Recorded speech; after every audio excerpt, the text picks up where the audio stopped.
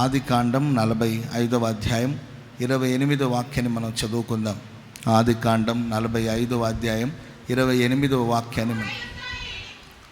అప్పుడు ఇశ్రాయేలు, ఇంతే చాలును, నా కుమారుడైన యోసేపు ఇంకా బ్రతికి ఉన్నాడు, నేను చావక మునుపు వెళ్ళి ఆయన చూచిదనని చెప్పాను. యాకోబు సెలవిచ్చిన చక్కని మాట. యాకోబు ఇశ్రాయేలు నోట వచ్చిన ఒప్పుకోలు. ఏమని ఒప్పుకుంటున్నాడు, ఏమని తీర్మానిస్తున్నాడు, ఏమని చెబుతున్నాడంటే, ఇంతే చాలును, యోసేపు ఇంకను బ్రతికి ఉన్నాడు. ఇంతే చాలును, ఇంకేమి వద్దు నాకు, యోసేపు బ్రతికి ఉన్నాడు, అది నాకు చాలు. హల్లెలూయా, హల్లెలూయా. యోసేపు యాకోబు జీవితంలో ఇక చాలును అనే మాట అక్కడ ప్రప్రథమగా మనం చూస్తున్నాం. తనకి ఎప్పుడు ఏదో ఒక సాధించాలి, ఏదో ఒక పొందుకోవాలని తను గర్భములో పిండముగా ఉన్నప్పటి నుండి ప్రారంభించబడిందండి. గర్భములో ఉన్న శిశువు పిండముగా ఉండేటప్పుడే అతనికి ఒక పోరాటం, జ్యేష్ఠత్వపు హక్కుని నేను పొందాలి అనే పోరాటం, తపనం. ఘనత కావాలి, పదవి కావాలి, పట్టా కావాలి, అధికారం కావాలి, జ్యేష్ఠుడికి రావలసిన రెట్టింపు ఆశీర్వాదం కావాలి అనే తపనం గర్భంలోనే. ఆ తల్లి తల్లడిల్లిపోయింది. ఒరే బాబు, మీరు గర్భంలోనే ఇలా పోట్లాడుకుంటున్నారు, తర్వాత ఎలా ఉంటుందో మీ పరిస్థితి అని భయపడిపోయింది. వాళ్ళ అన్నయ్య గర్భం నుండి బయటకు వస్తుంటే, ప్రియులరా, ఆయనకన్నా ముందుగా తను రావడానికి కొరకు ప్రయత్నించిన వాడండి యాకోబు. అంటే గర్భవాసలో ఉన్నప్పటి నుండి కూడా అతనికి ఒక పోరాటం ఉండేది. ఆ తర్వాత అవకాశం కొరకు ఎదురు చూస్తూ ఉండేవాడండి. ఓ రోజు అవకాశం వచ్చింది, వాళ్ళ అన్నయ్య ఆకలి కేకలతో వచ్చాడు. అప్పుడు ఆకలి వేస్తుందిరా, అమ్మలేదా, ఏదైనా ఇస్తే, ఏదైనా ఉంటే ఆహారం వడ్డించకపోయి ఉంటాయి. ఆయన అంటాడు, ఫుడ్ అయితే రెడీగా ఉంది, కానీ ఫుడ్ నీకు కావాలంటే నీ జ్యేష్ఠత్వపు హక్కును నాకు ఇచ్చివేయాలన్నాడు. అంటే ఏదో పొందాలి, తృప్తి లేదు. మొత్తం మీద వాళ్ళ అన్నను మోసం చేసి జ్యేష్ఠత్వపు హక్కును పొందుకున్నాడు. అంతటితో తృప్తి చెందాడా? లేదండి. మరలా వాళ్ళ నాన్ని మోసం చేసి, వస్త్రాన్ని మార్చుకొని, వేషాలు మార్చి, రూపాలు మార్చి, 600 అయినా 106 అయినా నేనే జ్యేష్ఠుడుగా మారాలి, నేనే ఆశీర్వాదపు శ్రేష్టతను అనుభవించాలనే పట్టుదలతో వాళ్ళ చూపులేని తండ్రిని మోసం చేసి ఆ తండ్రి ద్వారా వచ్చి ఆ దీవెనలు కూడా పొందుకున్నాడు. అంతటితో తృప్తి చెందాడా? అంతటితో కూడా తృప్తి లేదండి. వాళ్ళ మేనమామ ఇంటికి వెళ్ళాడండి. అక్కడికి వెళ్ళి ఒక్కరిని కాదని 4 పెళ్లి చేసుకున్నాడు. అంతటితో ఊరుకున్నారండి. ప్రియులరా, పోటీలు పడి వాళ్ళ పిల్లలు కన్నారు. మొత్తం మీద 12 మంది పిల్లలు కన్నారు. అంతటితో సరిపోయిందండి. తన కుటుంబాన్ని కొరకు నేను ఎప్పుడు సంపాదించుకోవాలని చెప్పి గొర్రెలు, మేకలు, పశువుల మంద, గొర్రెల మంద, దాసులు వీరందరిని పోగు చేసుకుని 2 గుంపులుగా మార్చబడ్డట్లు వాక్యం సెలవిస్తుంది. ఆ సంపాదించిన సంపాదన బట్టి ప్రశాంతంగా ఉన్నాడా? లేదు. నెమ్మదిగా ఉన్నాడా? లేదు. ఆస్తి విస్తరిస్తుంది, సమస్యలు పెరుగుతుంది. వాళ్ళ మామ ఒలా చూస్తూ ఉన్నాడు. ఏంటి వీడు మన దగ్గరికి వచ్చినప్పుడు బహు కొంచెంగా వచ్చాడు, ఇంత ప్రభలాడే, ఇంత విస్తరించాడే, ఈ మంద విస్తరించడానికి కారణం ఏంటి?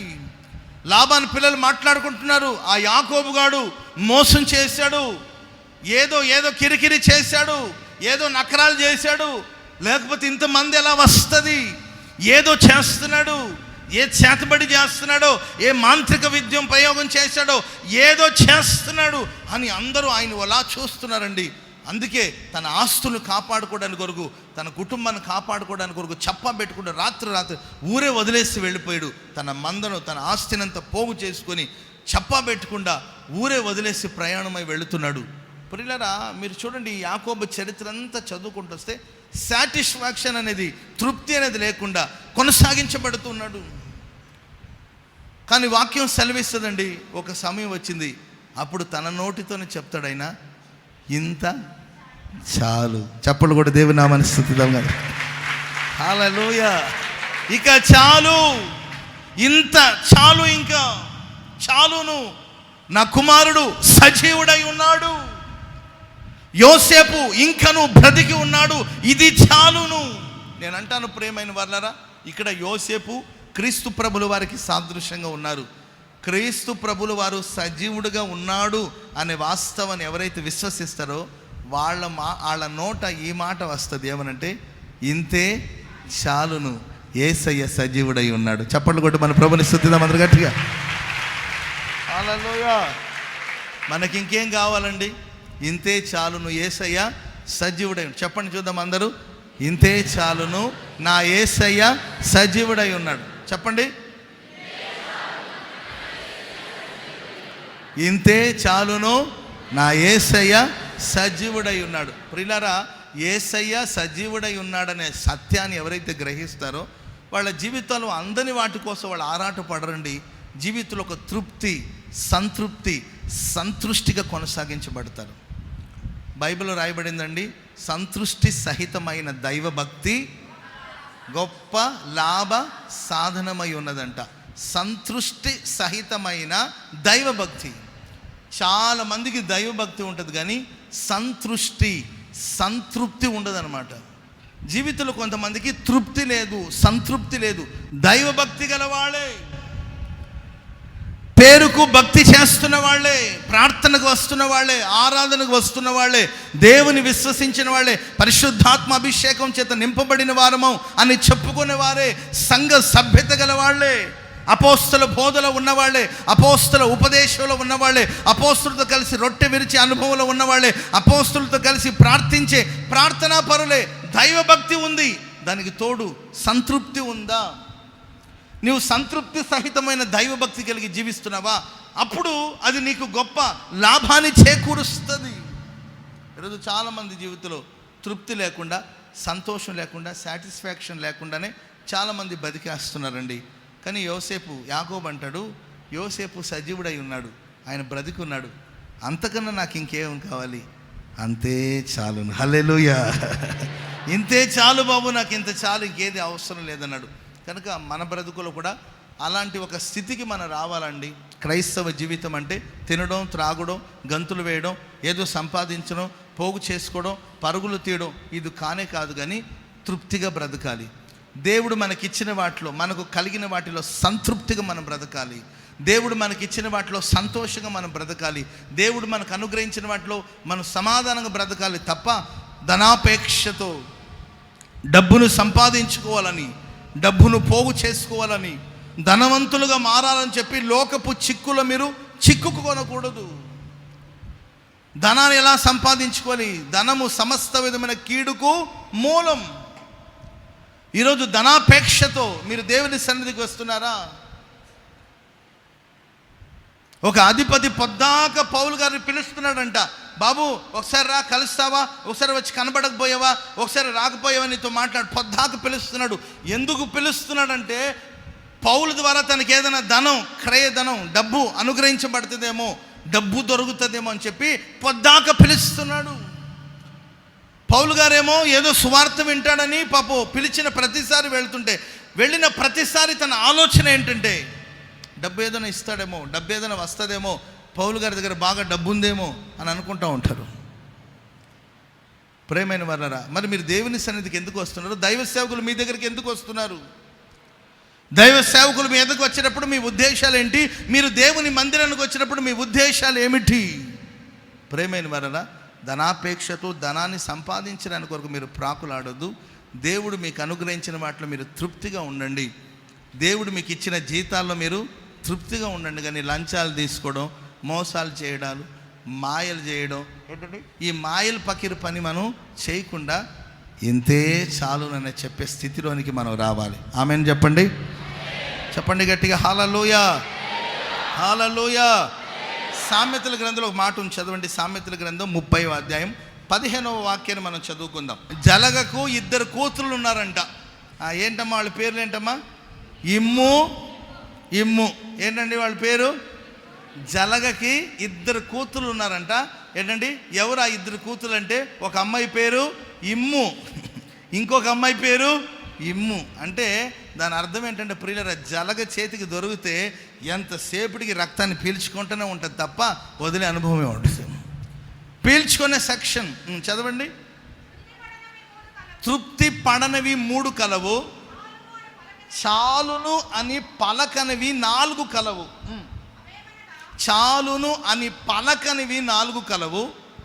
అవేమనగా పాతాళము, కనని గర్భము, నీరు చాలు అనని భూమి, చాలును అనే అగ్ని. నా వైపు చూడండి. చాలును అననివి 4 కలవు అని బైబిల్ సెలవిస్తుంది. ప్రసంగి దైవ జ్ఞానాన్ని పొంది అనేక విషయాన్ని పరిశీలించి తెలుసుకొని స్పష్టంగా తెలియచేస్తున్న మాటలు ఈ మాటలు. చాలు, ఇక వద్దు బాబు, సరిపోతుంది, ఇక చాలు అనే మాట వాడని ప్రియులరా 4 కలవు. ఆ 4 ఏంటంటే, 1 పాతాళం అండి. పాతాళములో ప్రియులరా ఎన్నో ప్రేతాత్మలు ఉన్నాయి.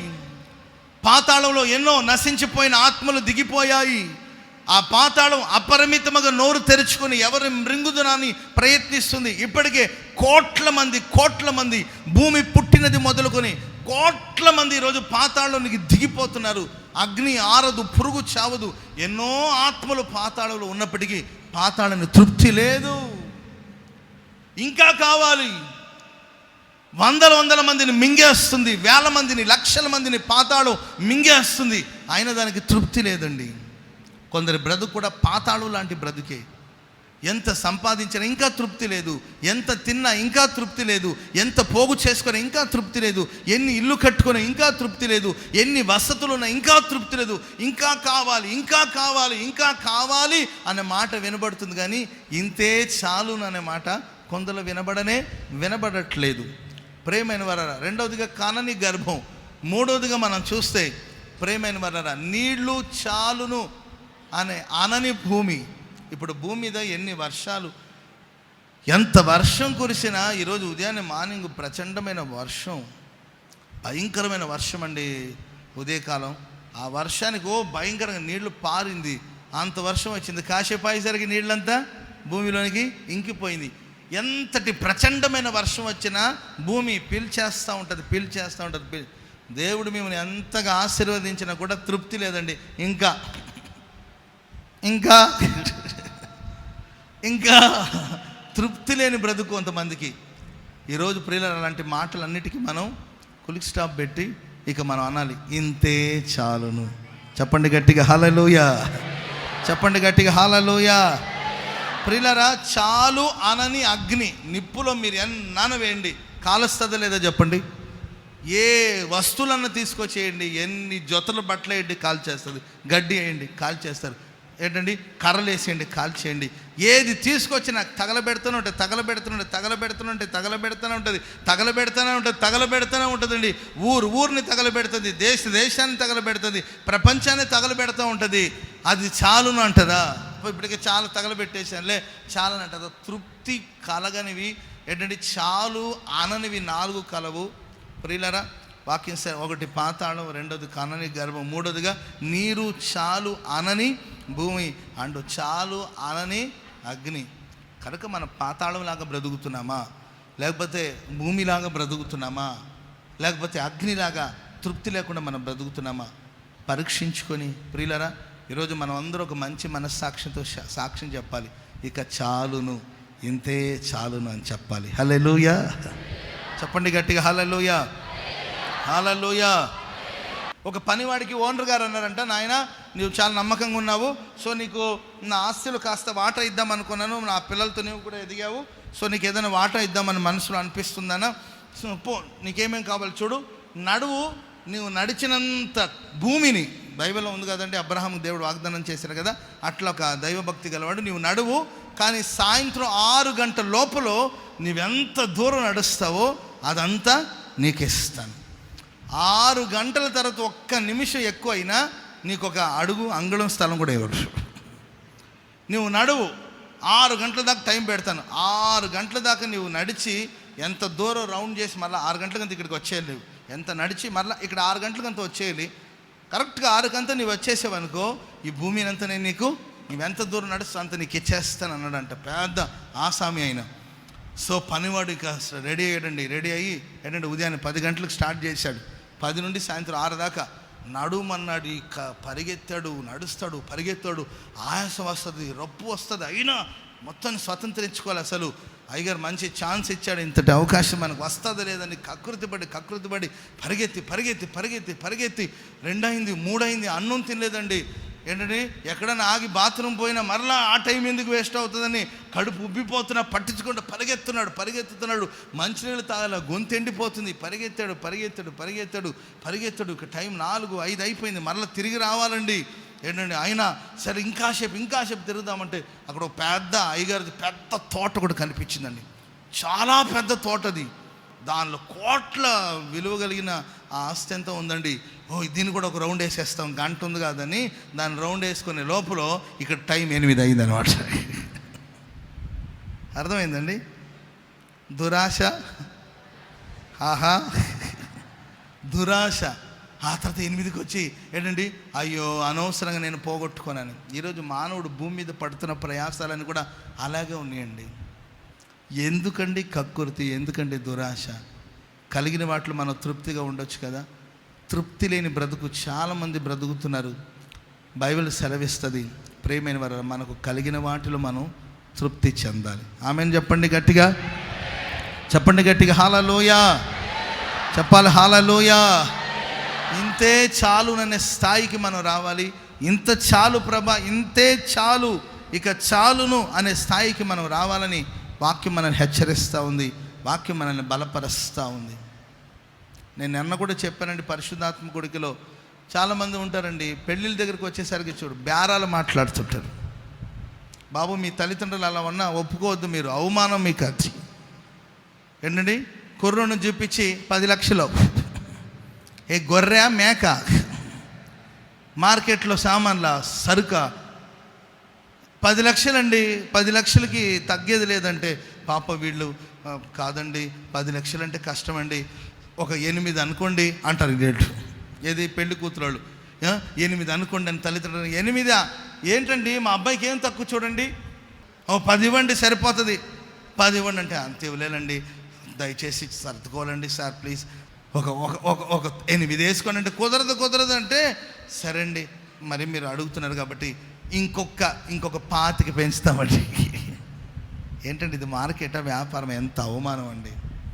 నువ్వు కట్నం కోసం పీడిస్తే పాపం వాళ్ళు కూడా క్రైస్తవులే కాదండి, ఆ కుటుంబం కూడా క్రైస్తవ కుటుంబం కాదు. వాళ్ళు అప్పులు చేసుకొని, ఇల్లు అమ్ముకొని, ఏంటండి వస్తువులు తాకట్టు పెట్టి ఎన్నో ఇబ్బందులు పడి అప్పులు తెచ్చి నీ కట్నం ఇచ్చి పెళ్లి చేశారు. మ్యారేజ్ అయిపోయింది, ఓకే, అంతటితో సరిపోయింది. కానీ అప్పులు తీర్చుకోవడానికి కొరకు వాళ్ళు ఎన్ని తిప్పలు పడుతున్నారండి. నీకు ఇచ్చిన 8 కోట్లకి ఇప్పుడు 8 లక్షలకి ఇప్పుడు అదేమో 80 లక్షలుగా మారింది. అసలు అది తీర్చుకోవడానికి కొరకు వాళ్ళు విడుస్తున్న కన్నీరు, వాళ్ళు పడుతున్న బాధలు ఏమైనా అర్థం చేసుకోగలుగుతున్నారా? లోకస్తులకి ఇది సోకేనండి, దేవుని ప్రజలకి ఇది తగునా? వాళ్ళు లోకులు కనుక అలా ప్రవర్తిస్తున్నారు, దేవుని ప్రజలైన మనకు అది తగునా? వస్తువుల కోసం, వాహనాల కోసం టార్చర్ పెట్టడం సబబేనా? దానివల్ల మీరు తృప్తిగా ఉంటున్నారా? దానివల్ల సంతోషంగా ఉంటున్నారా? డబ్బు మీకు తృప్తిని ఇస్తుందా?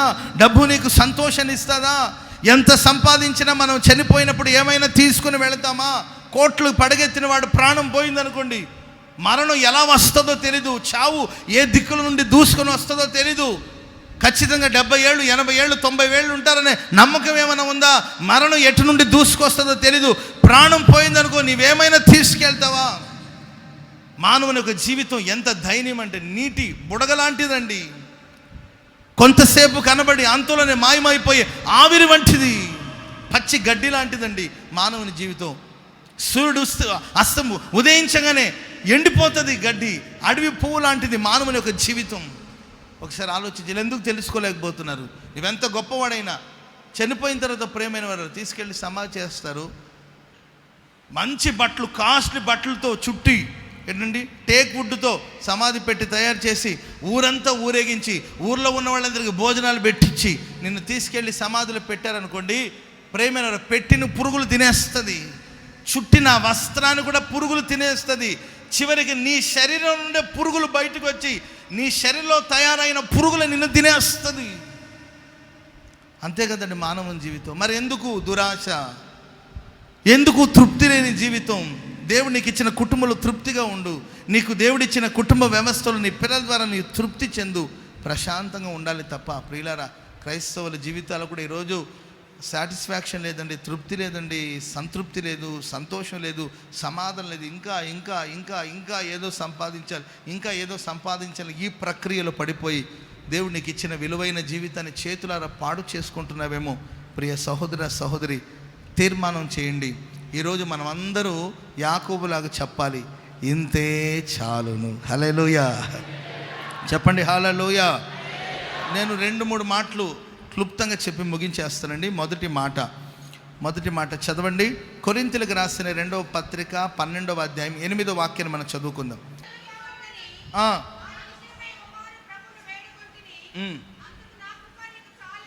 ఏమని వేడుకున్నాడండి? చదవండి ఇంకొకసారి.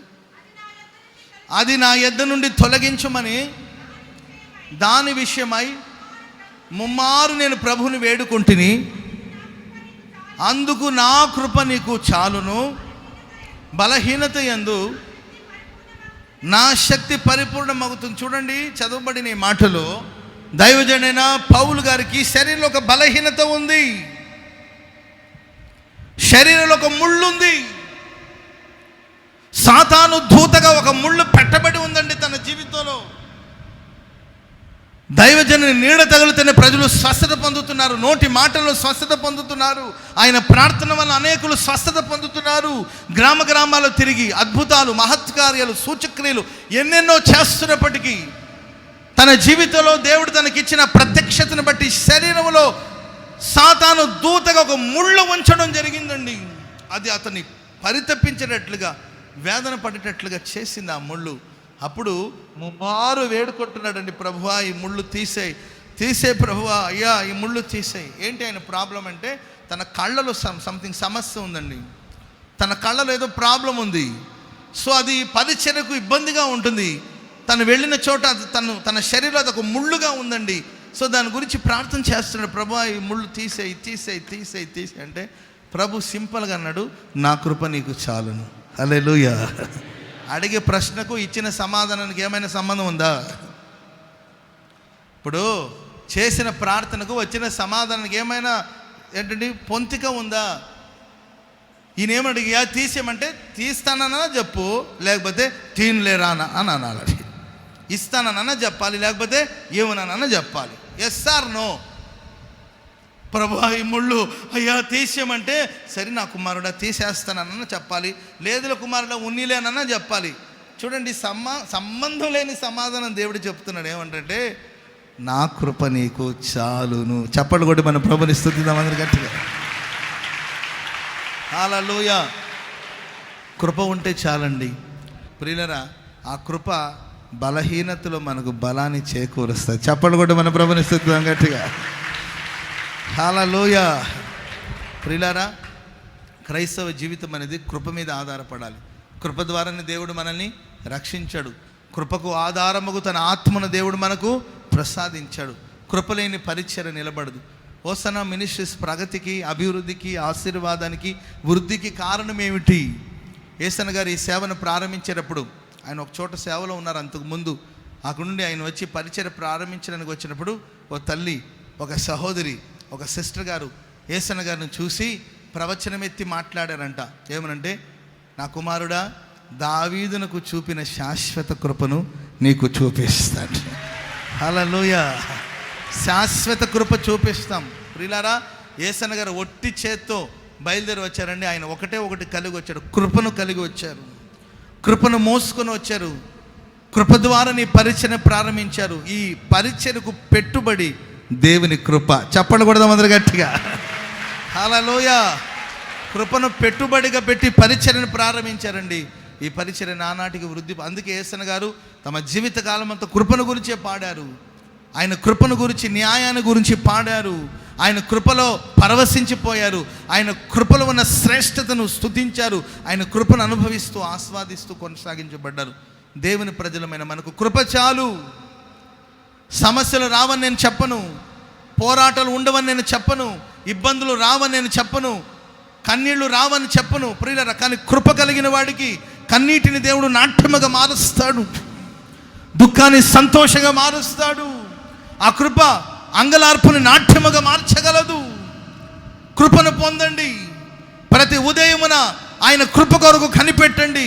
ప్రతి ఉదయమైన ఆయన కృప కొరకు కనిపెట్టి ప్రార్థించండి. కృపా మహదైశ్వర్యాన్ని దేవుడు కుమ్మరిస్తాడు. ఆ కృప చేత మనకు తృప్తిని దేవుడు కలిగిస్తాడు. మరల ఎన్నడూ ఆ ప్రార్థన చేయలేదండి పౌలు గారు. ఎందుకంటే ఆ బలహీనత వచ్చినప్పుడంత కృప తనను బలపరుస్తూ వచ్చింది. ఆమేన్, హల్లెలూయా.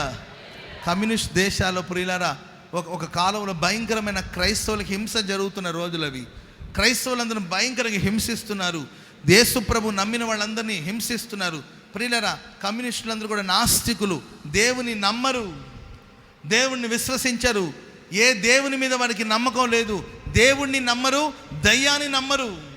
వాళ్ళ అభిప్రాయాలు ఏంటంటే సృష్టి ఉన్నట్టుండి సృష్టించబడింది, ఉన్నట్టుండి ఆకాశం అయిపోయింది, ఉన్నట్టుండి భూమి అయిపోయింది, ఉన్నట్టుండి చెట్లు మొలిచేసినాయి, మనిషి కూడా ఏంటంటే ఉన్నట్టుండి కోతి పుట్టింది, కోతికి తోక ఊడింది, ఆడే మనుషుడైపోయాడు. నాస్తికులు నమ్మరు దేవుని. అలాంటి ఒక దేశం. అక్కడ కొందరు క్రైస్తవులు ఉన్నారండి. ఆ క్రైస్తవుల్ని నాస్తికులు హింసిస్తున్నారు. ప్రభుత్వం వాళ్ళది కనుక హింసించారు, కొట్టారు, బాధించారు, తీసుకెళ్ళి చెరసాల్లో ఉంచారండి. ఎన్నో దెబ్బలు, ఎన్నో బాధలు. అప్పుడు ఆ అధికారులు, కొంతమంది నాస్తికులైన అధికారులు కొందరు ఈ క్రైస్తవులు వచ్చి అడిగారు, ఏమయ్యా మీకేమైనా బుద్ధి ఉందా? అవసరమా బాబు మీకు ఇవన్నీ? ఈ దెబ్బలు తినడం మీకు అవసరమా? ఎందుకని ఇలా ప్రవర్తిస్తున్నారు? యేసు ప్రభు దేవుడు కాదని చెప్పండి. దేవుడు లేడని ఒక్క మాట అనండి, మిమ్మల్ని వదిలేస్తాం. మీకు పొలాలు కావాలా, స్థలాలు కావాలా, ఉద్యోగాలు కావాలా, వ్యాపారాలు కావాలా, చెప్పండి, కావలసిందంతే చేసి ఒక్క మాటదేముందయ్యా? ఒక్క మాట అనండి, దేవుడు యేసు ప్రభు దేవుడు కదా, అసలు దేవుడే లేడు అని ఒక మాట అనండి, వదిలేస్తాం. ఎందుకయ్యా దిక్కుకొకరు, చెట్టుకొకరు, పుట్టుకొకరు అయ్యారు. నీవు ఇలా ఉన్నావు, నీ భార్య ఇంకొక జైల్లో ఉంది, నీ పిల్లలు విలవిల్లాడిపోతున్నారు, పరితపి అవసరమా ఇవన్నీ కూడా? దేనికోసం బాబు ఇవన్నీ అని వాళ్ళు అడిగారు. అప్పుడు వాళ్ళు దానికి సమాధానం చెప్పారు, బాబు నిలువరమైన పట్టణం మాకు ఇక్కడ లేదు, ఇక్కడ సుఖంగా సౌఖ్యంగా ఉండాలన్న ఆశ కూడా మాకు లేదు. మా కోసం మా ప్రభు పరలోక రాజ్యాన్ని నిర్మిస్తూ ఉన్నాడు. హల్లెలూయా, హల్లెలూయా. మేము ఇక్కడ ఉండేవాళ్ళం కాదు బాబు, మేము అక్కడికి వెళ్ళాల్సిన వాళ్ళం. ఇక్కడ నిలవరమైన పట్టణం మాకు ఇక్కడ లేనిది కనుక, ఈ దేశం మాది కాదు కనుక, తమది కాని దేశంలో మేము ఉంటున్నాం కనుక, మాది కాని దేశంలో మేము ఉంటున్నాం కనుక మాకు ఈ పోరాటాలన్నీ ఉంటాయి బాబు, మేమేం పట్టించుకోవట్లేదు. మమ్మల్ని ఇలా కాదు, ఇంతకన్నా హింసించినా మాకు బాధ ఏం లేదు. ఎందుకంటే మా కన్నులలో భౌతికమైనవి కనబడట్లేదు, అనిత్యమైనవి కనబడట్లేదు, నిత్యమైనవి కనబడుతున్నాయి. మా కన్నులు పరలోకాన్ని చూస్తున్నాయి. అప్పుడు అధికారులు, పిచ్చా నీకు, నేను వచ్చి ఇంత చెప్పిన అర్థం చేసుకోవేంటి? పరలోకాన్ని నువ్వేమైనా చూసావా? మనం చాలామంది అడుగుతుంటారు, చూసావా నీ పరలోకాన్ని చూసావా అని అడుగుతుంటారు. మేము చూడకపోయినా అని మనం ఏదో ఒకటి చెప్తూ ఉంటాం. వాళ్ళని కూడా అలా అడిగారంట, చూసారా మీరు పరలోకాన్ని అంటే, అప్పుడు వాళ్ళు అన్నారంట, తల్లి గర్భంలో ఉన్న శిశువు బాహ్య ప్రపంచాన్ని చూసిందా అని అడిగారంట. తల్లి గర్భంలో ఒక చిన్న పసికోణం ఉంటుందండి, పసిబిడ్డ ఉంటుంది, పిండం ఉంటుంది. ఆ పిండం బాహ్య ప్రపంచాన్ని చూస్తుందా లేదండి? చూసిందా లేదా? గర్భంలోని శిశువుకి బయట ఒక ప్రపంచం ఉంటుంది ఏంటండి, అక్కడ ఒక ఆంధ్రప్రదేశ్ ఉంటుంది, పక్కన తెలంగాణ రాష్ట్రం ఉంటుంది ఏంటండి, గుంటూరు అని ఒకటి ఉంటుంది, గుంటూరులో గోరంట్ల అని ఒకటి ఉంటుంది. ఇవన్నీ తెలుసా ఏంటండి? పిండం రూపించబడతా ఉంటుంది. చిన్న చిన్న చేతులు, చిన్న చిన్న కాళ్ళు పెరుగుతుంటుంది, చేతులు పెరుగుతుంటాయి, కళ్ళు పెరుగుతుంటుంది, అవయవాలని రూపించబడుతుంటాయి. ప్రియులరా, అది తల్లి గర్భంలో ఒక చీకట్లో ఉంటుంది. అక్కడంతా చీకటి, అక్కడ వెలుగు ఉండదండి. అరే ఉంటుందో లేదో బాహ్య ప్రపంచం, ఎందుకు దాని కొరకు మనం పెరగాల? దానికి అవయవాలు పెరగాల, చేతులు పెరగాల, కాళ్ళు పెరగాల, ఇవన్నీ అవసరమా మనకు అని అనుకుంటుంది. అది దానికి తెలియదండి, అసలు ఉందో లేదో, ప్రపంచం ఉందో లేదో తెలీదు, అసలు ఎక్కడున్నానో తెలీదు, చీకట్లో ఉంటుంది అది. కానీ ప్రియమైన వారరా, నమ్మినా నమ్మకపోయినా ప్రియులరా, అది విశ్వసించకపోయినా బయట ఒక ప్రపంచం ఉన్నట్లుగానే నువ్వు నమ్మిన నమ్మకపోయిన పైన పరలోకం అనేది ఒకటి ఉంది. చప్పట్లు కొడదాం అందరు గట్టిగా, గట్టిగా హల్లెలూయా చెప్పండి, గట్టిగా హల్లెలూయా, హల్లెలూయా. ప్రియులరా, 100 ఏళ్ళు బ్రతకాలంటే ఏంటండి, 10 నెలలు తల్లి గర్భంలో ఉండాలి. బయట 100 ఏళ్ళు బ్రతుకుతాడు ఆ వ్యక్తి. 100 ఏళ్ళు బ్రతకాలంటే తల్లి గర్భంలో ఆ 9 నెలలు లేకపోతే 10 నెలలు ఎంతో కష్టపడి ఇబ్బంది పడి అక్కడే రూపించబడి ఎదిగి పరిపూర్ణత పొందినప్పుడు బాహ్య ప్రపంచానికి వస్తాడు. ప్రియులారా, మన పరలోక రాజ్యంలో ప్రవేశించాలంటే ఇక్కడ కొంతకాలం శ్రమ. శిశువుకు తల్లి గర్భంలో అంత కంఫర్ట్ ఉండకపోవచ్చు, అంత చీకటిగా అనిపించవచ్చు, అంత అంధకారంగా అనిపించవచ్చు, కాళ్ళు చేతులు ముడుచుకొని ఉండవలసిన పరిస్థితి, అన్ని ఇబ్బందులే, అన్ని ఇరుకులే, అన్ని పోరాటాలే. తల్లి గర్భంలో ఎన్నో ఆటుపోట్లు, ఎన్నో పోరాటాలు, ఎన్నెన్నో జరుగుతున్నప్పటికీ అవన్నీ సహిస్తూ ఎదిగి పరిపూర్ణత చెందిన శిశువు బాహ్య ప్రపంచానికి వచ్చినట్లు భూమిలో మనకు కష్టాలు రావచ్చు, ఇబ్బందులు రావచ్చు, పోరాటాలు రావచ్చు, ఎన్ని వచ్చినా మేము పరిపూర్ణతను చెందుతాము, పరలోక రాజ్యంలో ప్రవేశిస్తామని వాళ్ళు చెప్పిన మాటకి అధికారులందరూ కూడా నివ్వెరపోయారండి, ఆశ్చర్యపోయారండి, బిత్తరపోయారు. నేను అంటాను, ప్రియమైన వల్ల మనకు శ్రమ కలుగుతుంది, లోకంలో మీకు శ్రమ కలుగును, అయినను మీరు ధైర్యం తెచ్చుకొనుడి, ఎందుకంటే మన కొరకు ఒక పునాదులు కలిగిన పట్టణం ఎదురు చూస్తూ ఉంది. హల్లెలూయా. అనేక కుటుంబాల్లో నేను చూస్తుంటే ఎన్నో ఇబ్బందులు, ఎన్నో భయపడద్దు ప్రియ సహోదరి. అర్థం చేసుకోలేని భర్త, రోజు తాగి వచ్చి కొట్టే భర్త, అర్థం చేసుకోలేని పిల్లలు, తల్లిదండ్రులను దూషించే పిల్లలు, తల్లిదండ్రుల మనసును అర్థం చేసుకోలేని పిల్లలు. నిన్న కూడా ఒక తల్లి వచ్చి చెప్తుందండి, వాళ్ళ అబ్బాయి కోపంతో వచ్చి వాళ్ళ నాన్న తలకాయ బద్దలు కొట్టేశాడంటది. ఎంత బాధ అండి. ఓ పసిపిల్లోని పెంచి పెద్ద చేయాలంటే ఆ తండ్రి ఎంత కష్టపడి ఉంటాడు. ఒక పసిబిడ్డని పెంచి పెద్ద చేయాలంటే వాళ్ళ అమ్మ ఎంత కష్టపడి ఉంటుందండి. ఒక ముద్ద అన్నం పెట్టడానికి కొరకు మీరు అంత వేధిస్తున్నారే, ఒక ముద్ద అన్నం పెట్టడానికి ఆ వృద్ధుల కొరకు అసలు మాకేం పట్టింది, అసలు నేను చూడాల్సిన కర్మ మాకేం పట్టింది అని దూషణగా మాట్లాడుతున్నారే. అదే నువ్వు పుట్టినప్పుడు, నువ్వు పసికూనగా ఉన్నప్పుడు ఆ తల్లిదండ్రులు నాకేం కర్మం పట్టిందని తీసుకెళ్ళి నేను చెత్త కుండీలో పారేస్తుంటే, ఏదో కుక్క వచ్చి ఈడ్చుకొని వెళ్ళి ముక్కలుగా చేస్తుంటే ఈరోజు ఆ మాట అనడానికి నువ్వు ఉండేవాడువా? ఎంతమంది పిల్లలు ఈరోజు తల్లిదండ్రులు మనసు ఘోషించేటట్లుగా, వేదన చెందేటట్లుగా ప్రవర్తిస్తున్నారు. మీ సుఖభోగాల కోసం తల్లిదండ్రులను వేధించడం ఎంతవరకు సబబు? ఆస్తుల కోసం, డబ్బుల కోసం తల్లిదండ్రుల్ని వేధించడం ఎంతవరకు సబబు? నీ కోరికల కొరకు, నీ ఇచ్చల కొరకు, నీ వివాహాల కొరకు, నీకు మెచ్చిన మనిషిని పెళ్లి చేసుకోవడానికి కొరకు తల్లిదండ్రుల్ని కష్టపెట్టడం ఎంతవరకు సబబు? ప్రేమైన వర్రరా, మనం శోధించబడుతున్నాం, మనం పరీక్షించబడుతున్నాం, మనం వేదన చెందుతున్నామండి. మనుషులు మన మనసును నొప్పిస్తారు, మనసును అర్థం చేసుకోకుండా మనసుకు వేదన కలిగేటట్లుగా మాట్లాడతారు, పరిస్థితులను అర్థం చేసుకోకుండా రకరకాలుగా వేధిస్తూ ఉంటారు. వీటన్నిటికీ ఏంటి సొల్యూషన్, పరిష్కారం ఏంటండి? పురిలరా, కలవరపడవలసిన అవసరం లేదు. సముద్రం కన్నా సమృద్ధి అయిన కృపా మహదైశ్వర్యం దేవుడు మనకు దయచేయబోతున్నాడు. హల్లెలూయా. చెప్పండి గట్టిగా, హల్లెలూయా. ఎన్ని కష్టాలున్నా కూడా సంతోషంగా ఉండడం కొంతమంది నేర్చుకొని ఉన్నారు. అది ఎలా సాధ్యం అంటే కృప పొందిన వాళ్ళకే సాధ్యం. కృప పొందిన వాళ్ళు మాత్రమే తట్టుకోగలుగుతారు. ఎన్ని పోరాటాలు వచ్చినా, పౌలు జీవితంలో ఎన్నో పోరాటాలు, ఎన్నో ఇబ్బందులు, అవన్నీ కూడా తట్టుకోవడానికి కారణం దేవుడు అంటాడు, నా కృప నీకు చాలును బాబు. ఆ కృప చేత ఎవరైతే పొందుతారో, ఈ కృప నాకు చాలును అంతే ఎంతమంది అయితే విశ్వసిస్తారో వాళ్ళ జీవితంలో ఎన్ని పోరాటాలైన వాళ్ళు తట్టుకోగలుగుతారు. కనుక కృపను పొందండి. అరుణోదయం లేచి ప్రార్థించండి, దేవుడు మీకు కృప ప్రసాదిస్తాడు. రోజంతా హ్యాపీగా ఉంటారు. మీరు ఫ్యామిలీగా చేరి ఏంటండి పాటలు పాడి, ఒక పాట పాడి కృప కృప కృప కృప దయచేయమని ప్రార్థించండి. స్తుతుల ద్వారా దేవుడు కృపను విస్తరింపచేస్తాడు. మీరేం వద్దండి, మీరేం పోరాడదు. ఉదయాన్నే లేచి మొహం కడుకొని కూర్చొని, అయ్యా ఈరోజు కావలసిన కృపను మీరు అనుగ్రహించమని ప్రార్థన చేసుకోండి. రోజంతా పోరాటాలు వచ్చినా, ఇబ్బందులు వస్తాయి. అగ్నిగుండంలోకి వెళ్ళినా హాయిగా మనం ఉండొచ్చు, సింహపు గుహలో కూడా మనం సేఫ్గా ఉండొచ్చు, సమస్యల సుడిగుండాలోనైనా మనం నెమ్మదిగా బ్రతకొచ్చు. ఎప్పుడంటే ఆ కృప మనల్ని బలపరుస్తూ ఉంటుంది. ఆమేన్. చెప్పండి గట్టిగా, ఆమేన్, ఆమేన్. సో అందరూ కృపను పొందండి. నా దేవుడు విశేషమైన కృపను మీకు అనుగ్రహించును గాక, విశేష కృపను మీకు అనుగ్రహించును గాక. రెండో మాట కూడా చదువుదామండి. పేతురు రాసిన మొదటి పత్రిక 4వ అధ్యాయం 3వ వచనాన్ని చదువుకుందాం. పోకిరి చేష్టలు, మద్యపానము, అల్లరితో కూడిన ఆటపాటలు, త్రాగుబోతుల విందులు, చేయదగినవి విగ్రహ పూజలు,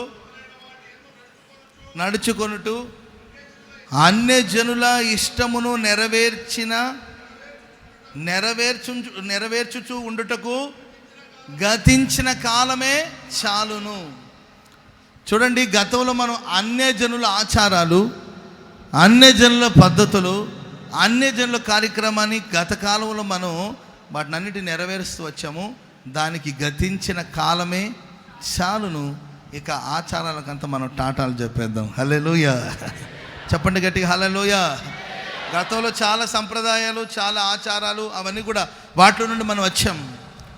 మన సంప్రదాయాలు, మన పద్ధతులు, మన కార్యక్రమాలని గమనిస్తే ప్రియులరా, నాగరికత లేకుండా చూడండి, మూఢనమ్మకాలతో అనేక పద్ధతుల్ని, అనేక ఆచారాల్ని జరిగిస్తూ వచ్చారు ఈరోజు చాలామంది. కానీ ఇప్పుడు ప్రభులోనికి వచ్చాం, క్రీస్తు ప్రభులోనికి వచ్చాం, నమ్మి బాప్తిజమం పొందాం, రక్షణ సంతోషాన్ని అనుభవిస్తున్నాం. మనం ఇక మీదట గతించిన కాలంలో మనం అన్యజనుల ప్రకారం, అన్యజనుల ఒక ఇష్టం చొప్పున మనం నడిపించబడ్డాము. ఇక అవి చాలును అని వాక్యం మనల్ని హెచ్చరిస్తూ ఉంది. కుటుంబం తర్వాత ఎన్నో కార్యక్రమాలు ఉంటాయి, పెళ్ళిళ్ళు ఉంటాయి, పేరంటాలు ఉంటాయి, చాలా ఉంటాయి. మరి వెళ్ళాలి, జీవ మరణాల మధ్యలో ఉన్నాం మనం. చనిపోయిన వాళ్ళ ఇంటికి వెళ్ళాలి, చాలా కార్యక్రమాలు ఉంటాయి. కానీ ఎక్కడికి వెళ్ళిన అన్యుల ఆచారం నీలోనికి రాకుండా నీవు జాగ్రత్త పడాలి. నాకు తెలిసిన ఒక సేవకుడు ఉన్నాడండి, మంచి సేవకుడు. సడన్గా ఏదో ఒక పని మీద వాళ్ళ ఊరికి సమీపానికి వెళ్ళాడు. అప్పుడు వాళ్ళ అన్నయ్య వాళ్ళు వచ్చి అడిగారంట, ఏరా ఇంత దూరం వచ్చావు కదా, ఒకసారి మా ఇంటికి రాకపోయేవరా, చాలా కాలం అయింది వెళ్ళి, సేవకి వెళ్ళి చాలా కాలం అయింది, ఒకసారి ఇంటికి రావా అంటే ఇంటికి తీసుకెళ్లారు. దగ్గరే కాదా, పోయి వద్దాంలే అని చెప్పి ఇంటికి వెళ్ళాడు. ఇంటికి వెళితే సడన్గా ఫోన్ వచ్చింది అక్కడ ఆ ఇంటికి. ఏమనంటే పెద్దమ్మ చనిపోయిందని. పెద్దమ్మ చనిపోయిందంటే అది విగ్రహారాధన కుటుంబం అండి, విగ్రహారాధకులు వాళ్ళు.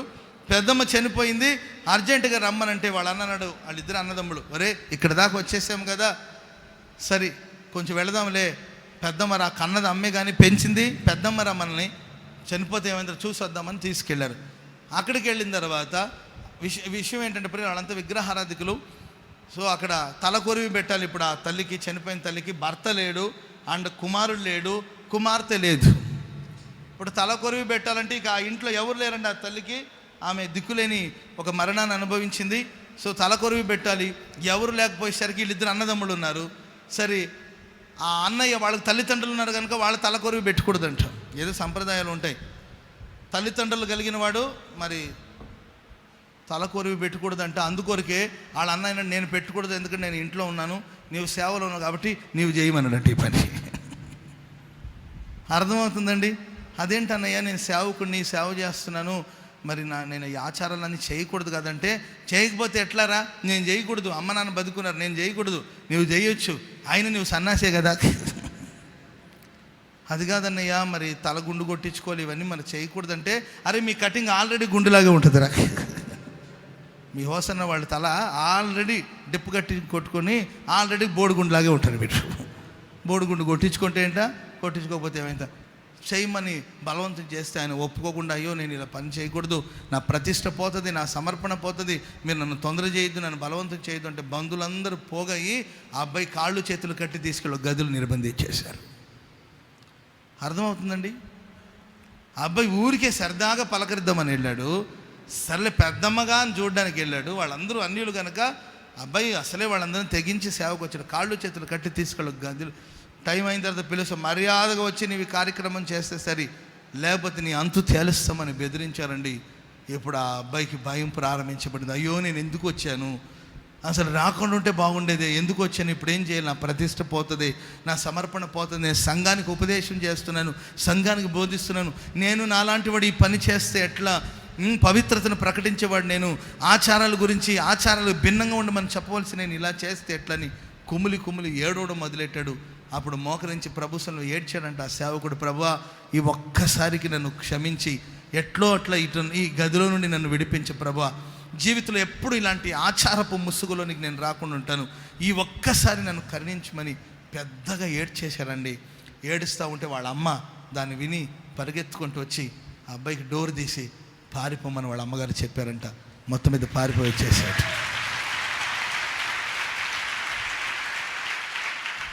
అర్థమవుతుందండి? ఆచారాల దగ్గరికి వెళ్ళినప్పుడు చాలా జాగ్రత్తగా ఉండాలి. సాతానుడు సులువుగా వంచిస్తాడు. పద్ధతులు వద్దు, ఆచారాలు వద్దు, మనకు ఈ కార్యక్రమాలు వద్దు, మన దేవుని కొరకు జీవిస్తామని తీర్మానించి మనం వచ్చాం. కానీ మనని వంచిస్తాడు సాతానుడు. చూడండి, ఆ అబ్బాయి ఆ ఏరియాకి వెళ్ళడం ఏంటి, అప్పుడు వాళ్ళ ఇంటికి పిలవడం, ఇంటికి వెళ్ళాలని అనుకోవడం ఎందుకు, ఇంటికి వెళ్ళడం ఏంటి, అదే టైంలో పెద్దమ్మ చావడం ఏంటి, పెద్దమ్మని చూడడానికి ఈయన వెళ్ళడం ఏంటి, అదే చూడండి, అంతా ఒక వంచనతో జరిగిన కార్యక్రమాలు. కనుక మీరు భౌతికంగా విశ్వాసులు కనుక మీకు చాలా కార్యక్రమాలు ఉంటాయి, వెళ్ళండి, 4 చోట్ల వెళ్ళండి, తప్పేమి లేదు. కానీ మీ పరిశుద్ధతను కాపాడుకొని, మీ పవిత్రతను కాపాడుకొని, ఆచారపు ముసుగులు నీవు పడిపోకుండా జాగ్రత్తగా ఉండాలి. నీవే తాంబూలాలు పాత్రలు పట్టుకుని తిరుగుతుంటే ఎట్లా, నీవే పట్టు చీరలు పట్టుకుని తిరుగుతుంటే ఎట్లా? జాగ్రత్తగా ఉండాలండి. మీరు లోకానికి ఉప్పై ఉన్నారు, మీరు లోకానికి వెలుగై ఉన్నారు. ఏంటంటే మన ఆధిక్యత ఏంటి, దేవుడు మనకిచ్చిన ప్రాధాన్యత ఏంటి, మనం చేసే పని ఏంటి? పోకిరి మాటలు, సరదాలు, తమాషాలు, జోకులు ఇవన్నీ మనకు సబబేనా? విందు వినోదాలు మనకు సబబేనా? నేను ఈ మధ్య ఒక పెళ్ళికి వెళ్ళానండి, అయిపోయింది, పెళ్ళి అయిపోయింది, నిండు 100 ఏళ్ళు బ్రతికి గంపడి పిల్లలు కానీ అది అని బ్లెస్సింగ్ అంతా ఇచ్చేసి నేను వచ్చి రోడ్డు మీద కూడా రాలేదండి. ఏదో కొంచెం సమస్య వచ్చి కారు అక్కడ ఆపాము అంతే. నేను అటు వెళ్ళాను లేదు కానీ స్టేజ్ మీద వేస్తున్నారండి డ్యాన్సు, పోకిరి చేష్టలు ఇవన్నీ. ఏంటండి పోకిరి చేష్టలు, విందులు, విందు మందు చిందులు ఇవన్నీ కూడా ప్రియులరా దేవుని బిడ్డలకు అది తగదు. అన్యుల ఆచారాన్ని గతంలో అది చాలు, ఇక చాలు. దేవునికి స్తోత్ర. ఒకటి కృప చాలు, రెండవదిగా ఆచారాలు, లోక సాంప్రదాయాలు అవన్నీ ఇంకా చాలు. 3వ మాట చెప్పి ముగిస్తాం. మత్తయి సువార్త 10వ అధ్యాయం 25వ వాక్యం చదవండి. శిష్యుడు తన బోధకుని వలెను, దాసుడు తన యజమానుని వలెను ఉండిన చాలు. శిష్యుడు తన బోధకుని వలెను అండ్ దాసుడు తన యజమానుని వలె ఉండిన చాలును. ప్రియులారా, ప్రతి శిష్యుడు బోధకుని వలె మారాలి, ప్రతి దాసుడు యజమానుని వలె మారాలి. ఆమెన్ చెప్పండి. ఇది చాలు. మీలో ప్రతి శిష్యుడు ఏంటండి యజమానుని వలె, ప్రతి శిష్యుడు బోధకుని వలె. మనమందరం ఒక యేసయ్యలాగా మారాలి. నేను క్రీస్తును పోలి నడుచుకుంటున్నాను, మీరు నన్ను పోలి నడుచుకోమన్నారు. ప్రతి శిష్యుడు బోధకునిలా మారాలి, ప్రతి దాసుడు యజమానులాగా మారాలి. అది చాలు. మీరు ఉద్యోగం చేస్తున్నారా, ఒక చోట ఉద్యోగం చేస్తున్నారా, ఒక చిన్న ఉద్యోగం చేస్తున్నారా, అక్కడ ఒక వర్కర్గా ఉన్నారా, మీరు ఓనర్గా దేవుడు మార్చుదురుగాక. మిమ్మల్ని ఓనర్గా దేవుడు మార్చుదురుగాక.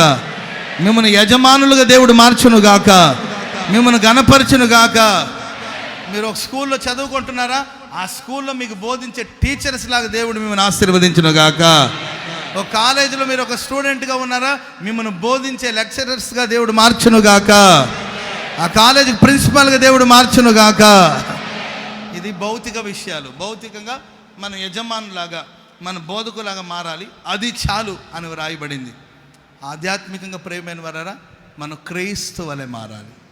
క్రీస్తు యేసు వలె ఉండుట కొరకు మనం అన్ని విషయంలోనూ ఎదుగుదామని వాక్యం సెలవిస్తుంది. కనుక యేసులాగా మారదామండి. యేసు ప్రభుని మన కళ్ళలో పెట్టుకుందాం. యేసు ప్రభులాగా మారాలి మనం. ఆమేన్.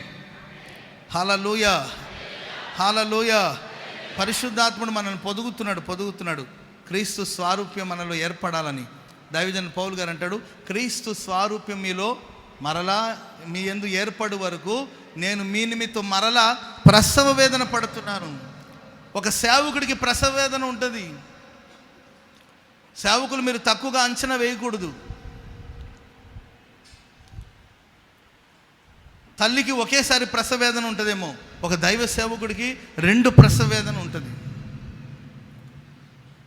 సంఘాన్ని కనడం ఒక ప్రసవ వేదన అయితే, ఆ సంఘానికి పరిపూర్ణత వచ్చేంత వరకు మరలా ప్రసవ వేదన పడుతున్నాడు. మీకు వాక్యం చెప్పి మిమ్మల్ని రక్షణలోనికి నడిపించిన ఒక ప్రసవ వేదన అయితే, రక్షించబడిన వాడు పరలోక రాజ్యానికి చేర్చబడాలి, అది 2వ ప్రసవ వేదన.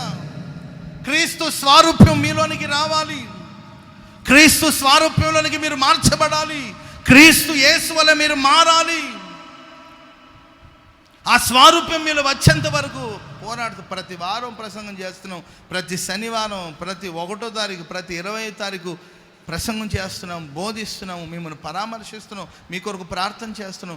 కొందరు సమస్యలు వింటుంటే ఓ గుండె బరువెక్కిపోతుందండి, కళ్ళు చెమ్మెక్కుతుంది, అసలు అర్థం కాదు అసలు ఏంటి సమస్య.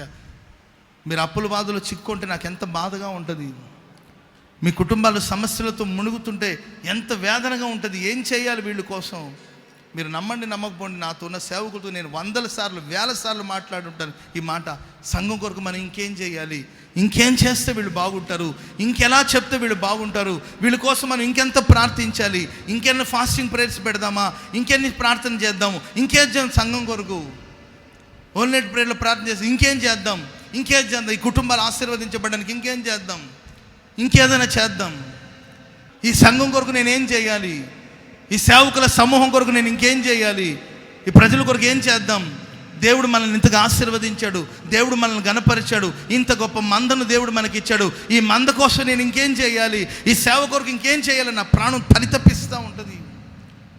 నేను కన్నీరు పెట్టుకుంటాను, వీళ్ళకి ఏదైనా మేలు జరగాలి, నీవు నాకు ఇచ్చిన ఈ జీవితం ద్వారా ఏదో ఈ ప్రజల కొరకు నేను ఉపయోగపడాలి, ఏదో చేయాలి, వీళ్ళ కోసం ఏదో చేయాలి, ఏదో జరగాలి, ఏదో ఇవ్వాలి అని మనసు పరితపిస్తుంటుంది. దానికోసం ప్రార్థిస్తాను, ఏడుస్తాను, కన్నీళ్లు విడుస్తాను, పోరాడతాను. ప్రియులరా, ఇంకేదో చెప్పాలి, దుఃఖించే వారికి ఓదార్పునివ్వాలి, ఏడుస్తున్న వాళ్ళకి ఆదరణ ఇవ్వాలి, తప్పిపోతున్న వాళ్ళని సరైన మార్గంలో తీసుకురావాలి అని ప్రియులరా దివారాత్రులు నేను పరితపించి ప్రార్థిస్తాను. ఇది ఒక నాకు ప్రసవ వేదనగా ఉంటుంది. ఎందుకంటే ప్రభు వచ్చినప్పుడు ఈ మనలో ఏ ఒక్కడు విడవబడకూడదండి, ఏ ఒక్క కుటుంబం తప్పిపోకూడదు. ప్రభు వచ్చినప్పుడు మనలో ప్రతివాడు తప్పక దేవుని సన్నిధిలో కనబడాలి, దేవుని సన్నిధిలో కనబడాలి అని చెప్పి పరితపించి ప్రార్థిస్తూ ఉంటాను. ఇది ఒక ప్రసవ వేదన. ప్రేమైన వాళ్ళరా, మనలో ప్రతివాడు ఎవరిలాగా మారాలంటే యేసుక్రీస్తులా మారాలి. ఆమేన్. అది చాలండి, అది చాలు, మనకి ఇంకేం వద్దు. అదే మన కాంక్ష, అదే మన ఆకాంక్ష, అదే మన నిరీక్షణ. మనందరూ ఎవరిలాగా మారాలి చెప్పండి? నీవు ఎవరిలాగా మారాలి? యేసులా మారాలి. నేను ఎవరిలా మారాలి? యేసులా. అది ఆయనే మన యజమానుడు, ఆయన మన బోధకుడు. దేవుడి మాటలను మన వినికిలో స్థిరపరచును గాక. లేచి నిలబడండి, ప్రార్థన చేసుకుందాం. దయచేసి అందరూ లేచి నిలబడండి. యాకోబు చెబుతున్న మాట మనం అందరం ఇంతే చాలును. లేచి నిలబడండి, ఆకాశం వైపు చేతులెత్తి ఇంతే చాలును తీర్మానంతో ప్రార్థన చేసుకుందాం. చెప్పాలి అందరూ, ఇంతే చాలును. యోసేపు సజీవుడై ఉన్న ప్రకారం నా యేసు సజీవుడు, నా యేసు ఇంకా బ్రతికే ఉన్నాడు, నా యేసు పునరుద్ధానుడు, నా యేసు సజీవుడు. ఇంతే చాలును. ఇంతకన్నా నాకు ఇంకేం కావాలి? ఇంతకన్నా ఇంకేం కావాలి? ఆయన సజీవుడు. ఇంతే చాలును, ఇంతే చాలును, ఇక చాలును యేసయ్యా, ఇంతే చాలును. నువ్వు సజీవుడై ఉన్నావు, అది నాకు చాలు, అది నాకు చాలు యేసయ్యా. చేతులతో అందరూ ప్రార్థన చేసుకున్నాం. పర్వతాలు తొలగిపోయినను, మెట్టలు తత్తలు, నన్ను కృప నిన్ను విడిచిపోదు. నా కృప నీకు చాలును, నా కృప నీకు చాలును. కృప శక్తిని ఇస్తుంది, కృప బలాన్ని ఇస్తుంది, కృప నిన్ను నిలబెడుతుంది, కృప నిన్ను బలపరుస్తుంది. కృప కృప కృప. చేతులెత్తి ప్రార్థించండి ప్రభు సన్నిధిలో. కృప దయచేయి యేసయ్యా, నీ కృప చాలు, నీ కృప చాలు, నీ కృప చాలు, నీ కృప చాలును యేసయ్యా, నీ కృప చాలును యేసయ్యా. అన్యజనుల ఆచారాలు ఇక చాలు, గతించిన కాలమే చాలు, గతించిన కాలమే చాలయ్యా. ఆచారపు ముసుగులో నేను పడిపోనయ్యా, అన్యుల ఆచారాలు పడిపోనయ్యా, నేను వేరే జీవిస్తానయ్యా. తీర్మానంతో ప్రార్థన చేసుకున్నాను. ప్రతి దాసుడు తన యజమానుని వలెను, ప్రతి శిష్యుడు తన బోధకుని వలెను మారితే అది చాలు. నేను ఇలా మారాలయ్యా, నేను ఇలా మారాలయ్యా. యేసయ్యా, నీ రూపాన్ని దయచేయ్యా, నీ పోలికగా నన్ను మార్చయ్యా. నేను కోల్పోయిన స్వారూప్యాన్ని మరలా దయచేయ్యా. నీలా మారాలి, నీలా మారాలి. కృపగల మా యేసయ్యా, మనసున్న మంచి దేవుడవు, మా మధ్యలోనికి దిగి వచ్చారు. మేము నడవవలసిన మార్గంలో మమ్మల్ని నడిపిస్తూ ఉన్నారు. ప్రయోజనకరమైన ఉపదేశాన్ని మీరు అందిస్తున్నారు. మీకే స్తోత్రాలు చెల్లిస్తున్నారు.